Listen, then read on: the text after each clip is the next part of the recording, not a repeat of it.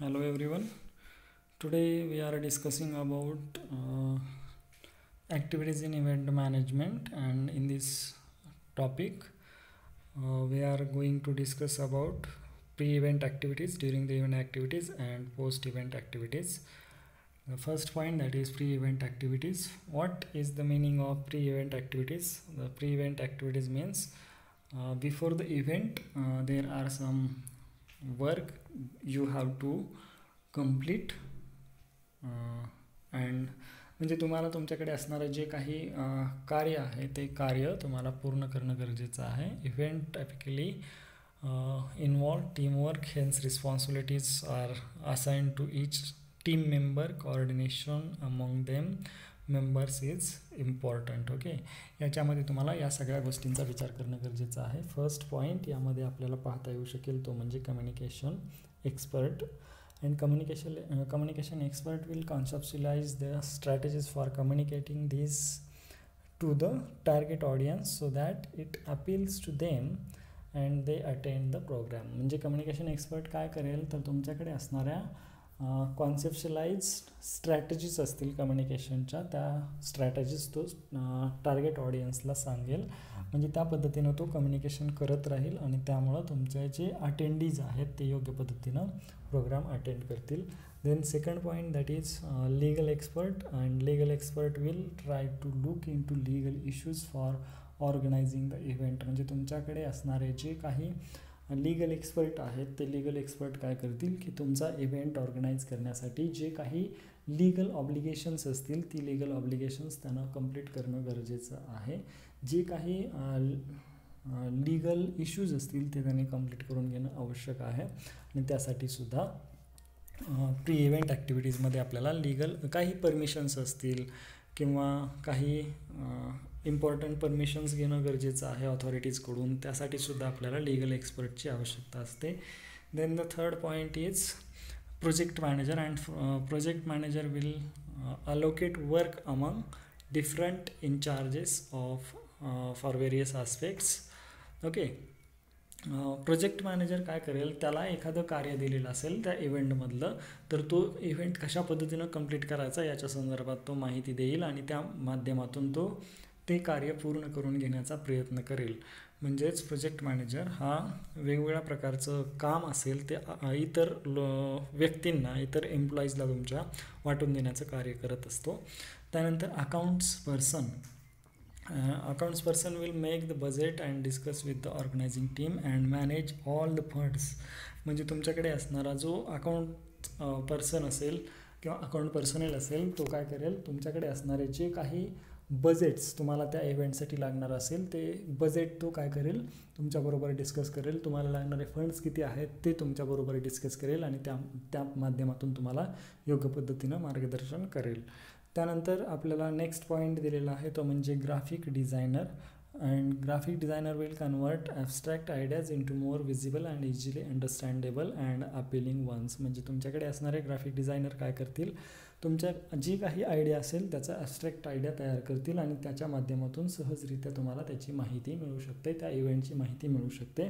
यासाठी ग्राफिक डिझायनरची आवश्यकता असते. त्यानंतर आपल्याला नेक्स्ट वन दिलेलं आहे ते म्हणजे फॅसिलिटी मॅनेजमेंट.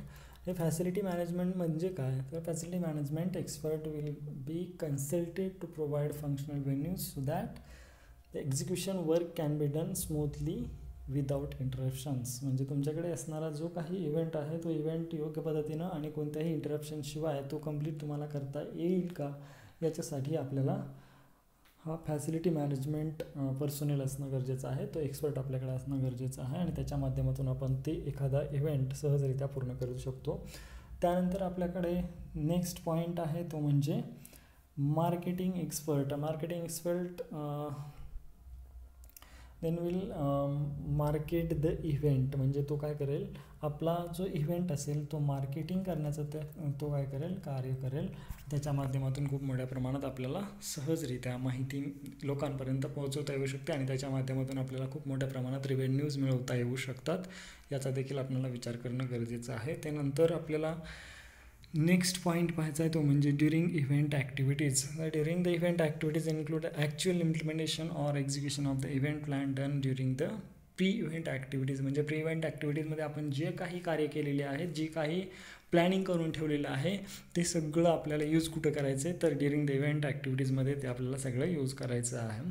यामध्ये आपण event manager should be available to the client at all times for sharing information and if any on the spot decisions need to be taken. म्हणजे तुम्हाला जर एखादं ऑन दी स्पॉट निर्णय घेण्याची वेळ निर्माण झाली तर तुम्हाला तो निर्णय देखील तुम्हाला काय करता आला पाहिजे, घेता आला पाहिजे. यासाठी तुम्ही तुमचे जे इव्हेंट मॅनेजर्स आहेत ते क्लायंटबरोबर सतत बोलत असणं गरजेचं आहे, त्यांच्या कॉन्टॅक्ट्समध्ये असणं गरजेचं आहे.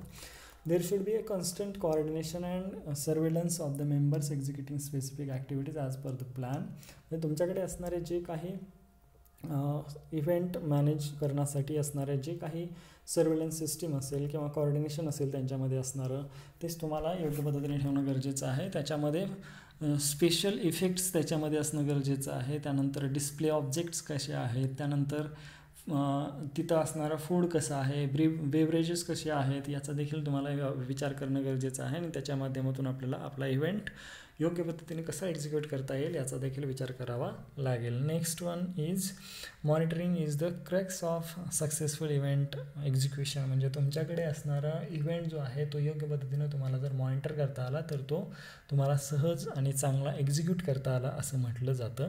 Then photographs and multimedia recording arrangements need to be done at strategic locations while the event is being executed. म्हणजे तुमच्याकडे असणारे जे फोटोग्राफर्स असतील, मल्टीमीडिया रेकॉर्डिंग अरेंजमेंट असेल, हे तुम्ही स्ट्रॅटेजिक लोकेशनलाच काय करणं गरजेचं आहे, फिक्सिंग करणं गरजेचं आहे. आणि त्याच्या माध्यमातून तुम्ही तिथे तो इव्हेंट कंप्लीट करत असताना हे सगळं तुमच्याकडून ऑटोमॅटिकली झालं पाहिजे.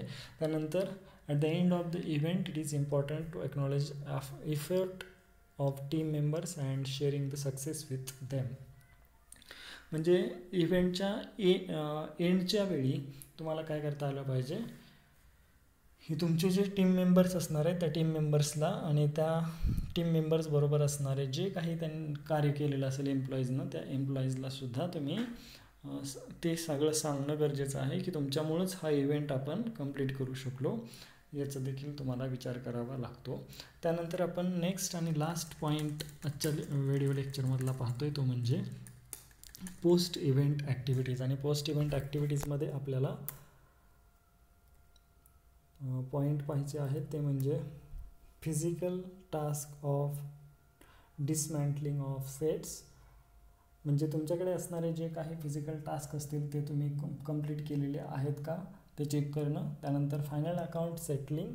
म्हणजे तुम्ही जे इव्हेंट कंप्लीट केलेला असेल तो इव्हेंट कंप्लीट केल्यानंतर तुम्हाला त्याचे पैसे तुमच्या क्लायंटकडून घेणं आवश्यक असतं आणि ते पैसे तुमच्यापर्यंत पोहोचलेले आहेत का याचा देखील तुम्हाला विचार करावा लागेल. आता हा पॉईंट कधी येणार आहे, ज्यावेळेस तुमचा इव्हेंट कंप्लीट झालेला असेल आणि जर क्लायंटकडे काही पैसे आपले येणार असतील क्लायंटकडून तर त्याचा विचार करणं गरजेचं आहे. त्यानंतर तुम्ही काही वेंडॉर्सला काही कार्य दिलेले असतील, कामं दिलेले असतील तर त्यांचंसुद्धा तुम्हाला पेमेंट करायचं असतं. म्हणजेच काय, काही रिसिट्स असतात, काही पेमेंट्स तुम्हाला करावी लागतात, याचा देखील तुम्हाला विचार करता येऊ शकतं आणि त्यालाच काय फायनल अकाउंट सेटलिंग असं म्हटलेलं आहे.